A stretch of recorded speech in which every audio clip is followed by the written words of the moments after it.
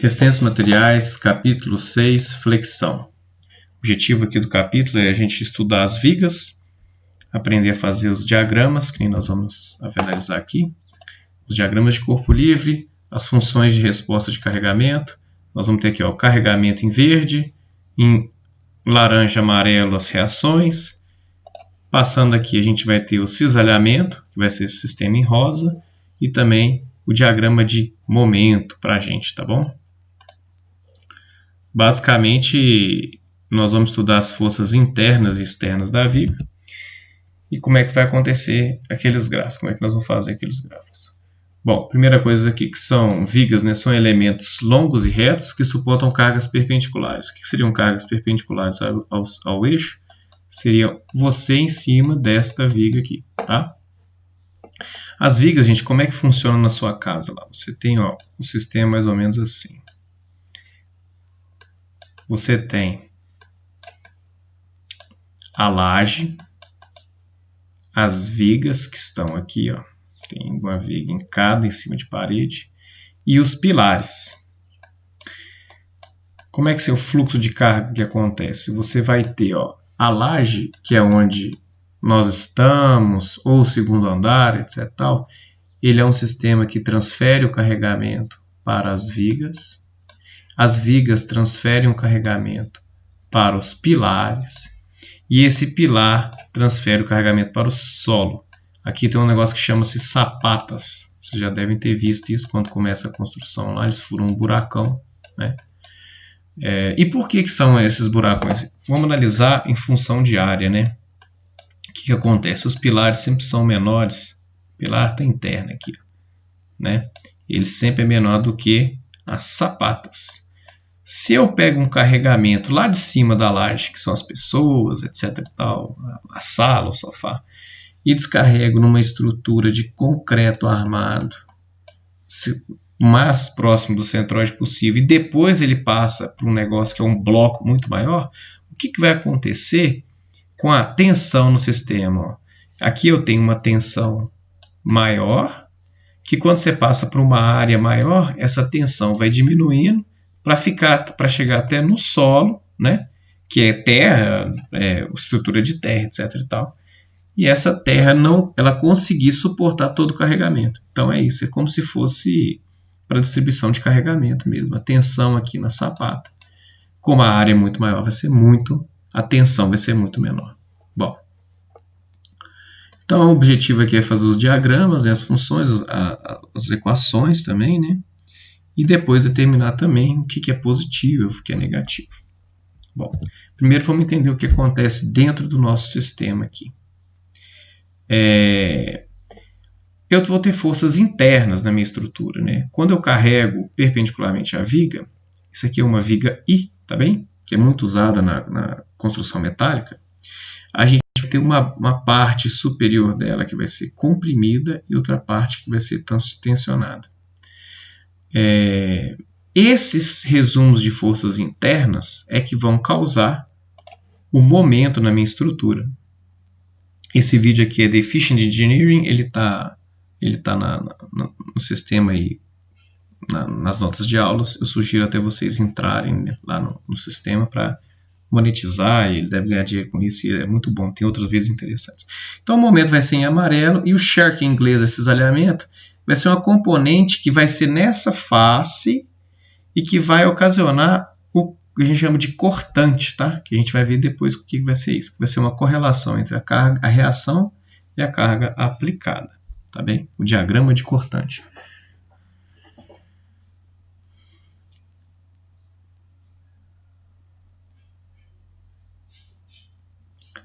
Então, outra coisa que nós vamos analisar aqui é como é que vai ser essa distribuição de forças, tá? As forças elas podem ser concentradas, distribuídas ou um momento concentrado. Isso pode acontecer, são as formas que podem acontecer.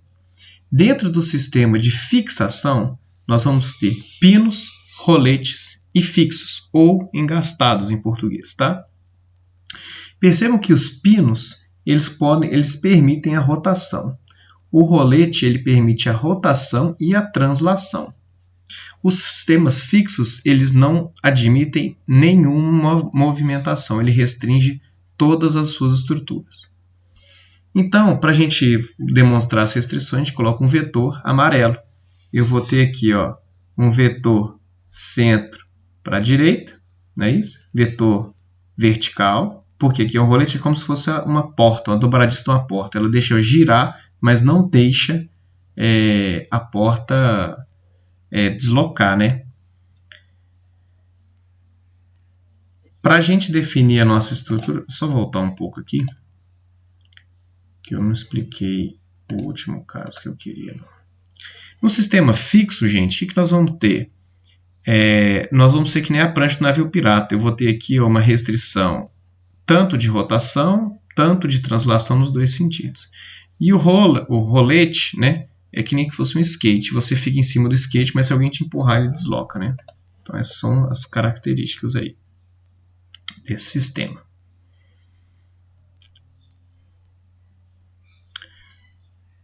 Bom, então quais são os procedimentos, né? Primeiro a gente vai fazer o diagrama de corpo livre, né? O que é o diagrama de corpo livre? O diagrama de corpo livre ele substitui todas as forças por pontos, não interessa se vai ser uma pessoa, se vai ser um cachorro. São 80 kg força, a estrutura 80 kg força. É um vetor pontual, uma direção que corresponde ao real, né? A física real. Mas a gente não se preocupa muito com, é uma pessoa, não é a forma, é gordo, é magro, não tem diferença, tá?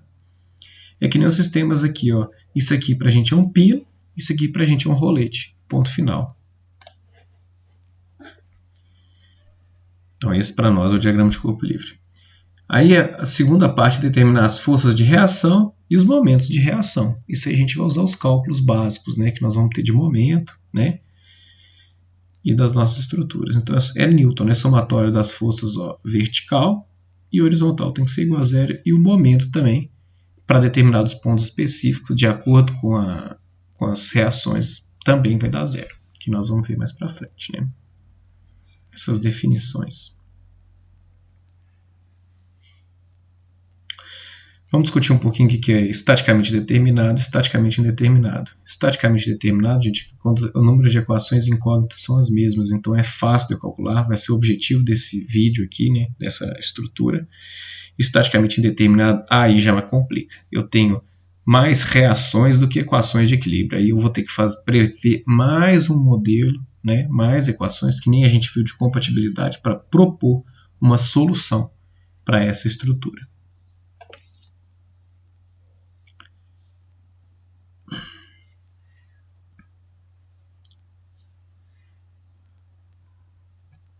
E depois a gente vai determinar, né, as forças internas de cisalhamento, shear, e de momento, bending, ok?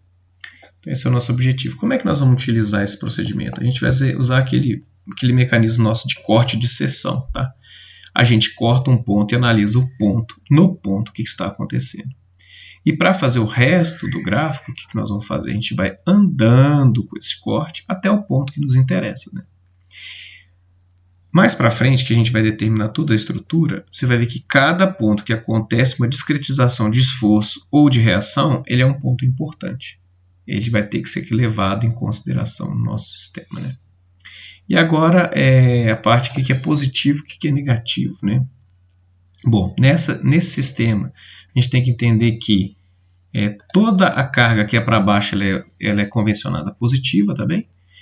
E aqui, analisando como eu analiso entre ação e reação, o cortante está na direção positiva, ele é positivo, e o cortante da direita, ele está na posição de direita, né?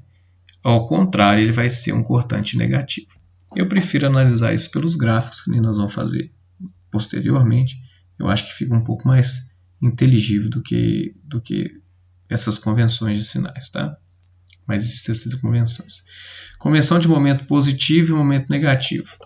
Bom, isso aqui, em inglês tem essa diferenciação, que é como se fosse curvatura, né? A curvatura positiva é que a fibra superior fica comprimida e a de baixo fica tracionada.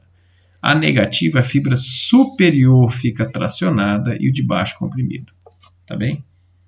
Esse aqui é como se fosse um arqueamento, ele fosse negativo e o inverso dele positivo, tá bom? A gente vai ver isso com mais cuidado mais para frente também. Bom, vamos fazer um exemplozinho aqui, onde eu tenho uma viga, né, com dois carregamentos, um de 15 kN e um de 6 kN. Eu tenho do lado esquerdo, ela está com pino, e a direita está com rolete, 2 metros, 2 metros, 2 metros. Primeira coisa, o somatório das forças verticais vai ter que ser igual a zero. A gente vai pegar o 15 e o 6 e vai correlacionar. Segundo, a gente vai fazer as equações de momento, né, para a gente definir RA. Bom, então agora a gente vai ter o cálculo do momento, né? Deixa eu fazer o somatório dos momentos em relação ao ponto B no eixo Z vai ser igual a zero. O momento a gente vai fazer uma convenção positiva desse anti-horário ser positivo. E vamos ver o que vai acontecer com as nossas cargas verticais aqui. Eu tenho RA, 15 e 6. O RA ele vai ter a tendência de giro ao longo positivo, né? Qual vai ser o braço de alavanca em relação a RA? 6 metros, né? 2 mais 2 mais 2, 6 metros. Então vai ficar RA, que multiplica 6 metros. Logo depois, então, qual que é a segunda carga que nós temos? Nós temos 15 kN aplicados a 4 metros, não é isso? Agora, ele é positivo ou negativo? A tendência de giro dos meus 15 kN em relação a B vai ser negativo, menos 15 kN, que multiplica 4 metros. E os 6 kN a mesma coisa, 6 kN que multiplica 2 metros. Tem que ser igual a zero. Perceba que RB aqui, se eu fosse calcular, ó, seria RB, o momento dele em relação ao braço de alavanca é zero, né, gente? Então não existe, né? É que nem você ficar apertando a dobradiça. Você abre a porta? Não abre, né? Logo, você fazendo a conta, RA vai ser totalizando 12 kN na minha estrutura, né? E RB, que nem a equação inicial, vai ser igual a 15 mais 6, 21 kN, menos o RA que eu já tinha, que são 12 kN. Logo, RB vai ser igual a 9 kN. Fechando a estrutura entre RA e RB.